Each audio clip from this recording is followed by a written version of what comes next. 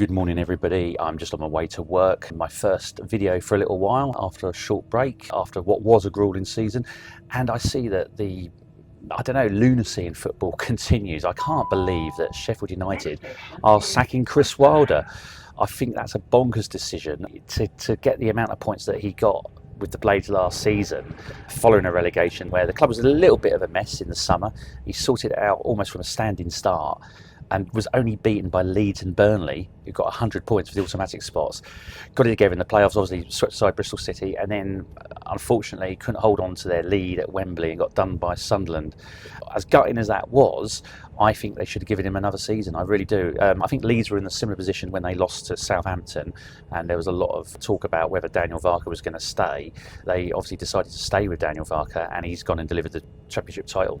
I don't think there was any clamour for Wilder to go at all. I think most Sheffield United fans love him. He's a legend there. Took him to a record high of 9th in the Premier League during that COVID season, and I think worked wonders this season. And this nonsense about AI data-driven recruitment policy, I think that's so stupid actually. I think there's always a place for AI and of course data sort of led recruitment, looking at people's numbers, but ultimately what's successful in football is good changing rooms, dressing rooms full of good characters. Chris Wilder is a good man manager. He knows how to mould together a dressing room. I mean, if you ask Neil Warnock, another Blades legend from his time with Sheffield United, he'll tell you that 90% of management is man management. So yeah, data-driven stuff, yeah, it's great to check things. But I mean, for example, would Sheffield United have signed Harrison Burrows on that? I'm not sure. Might have done, but I don't think they would have done actually. They might have thought, well, he's only done it in League One. But it doesn't take into account personalities, characters, how people get on with each other.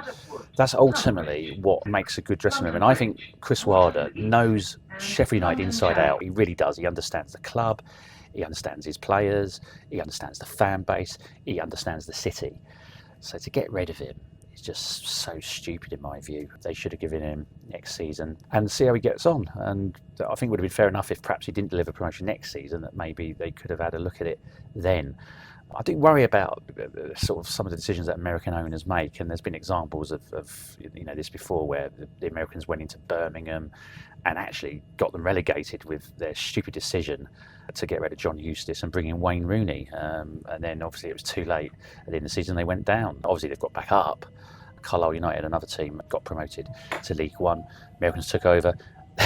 Today they're sitting in the National League. Gillingham, another American ownership. God knows how many managers he's gone through now, and they're sort of stuck in League Two. Look, listen, I'm not saying that all Americans are bad, but this sort of lunacy where they make decisions like this just doesn't, for me, it's stupid. It really is. Ruben Sellis, by the way, as good as he is, I like the job that he did with Reading in difficult circumstances. That was in League One. He did okay at Hull, he kept them up, got sacked though, which again was another stupid decision. But in the Premier League, obviously abysmal at Southampton, but then perhaps that's because the Saints, they've really been in decline for a while, haven't they? And he was picking up a bit of a mess.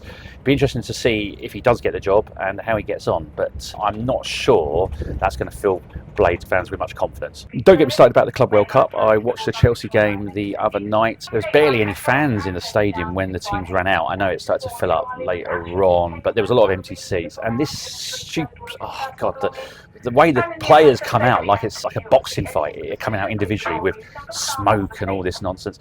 Again, this is not what football's about.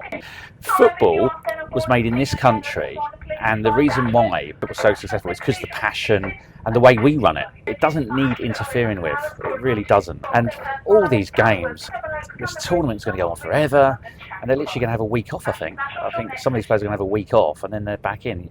You might say, well, they're on £100,000, £200,000 a week, whatever.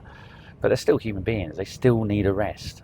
They're not robots. Mind you, with AI-led policies now, maybe they think that everyone is a robot. Perhaps that's the ultimate aim, to get robots playing. But anyway, so that's my little rant for this morning. Catch you all soon and have a good week. It's a scorcher. I think it's 28 degrees Celsius, so if you're out on the beach, enjoy.